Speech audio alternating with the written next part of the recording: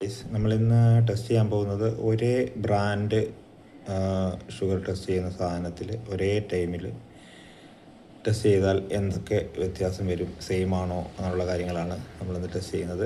നമ്മുടെ ബ്രാൻഡിൻ്റെ പേര് നമ്മളിപ്പോൾ അതിലേക്ക് സ്ട്രിപ്പ് ഇൻസേർട്ട് ചെയ്യുകയാണ്. സ്ട്രിപ്പ് ഒരൊന്നിൽ ഇൻസേർട്ട് ചെയ്തു.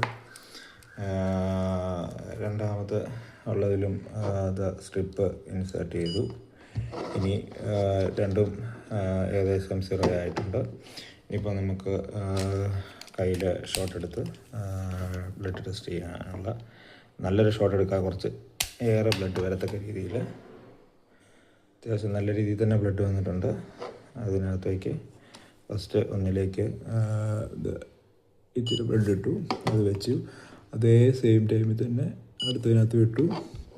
രണ്ടും ചെറിയ ഒരു വ്യത്യാസത്തിൽ പോകുന്നുണ്ട്. ഒന്നിൽ 152 ഗൈസ് ഷുഗർ വന്നിരിക്കുന്നത്, മറ്റേത് 154.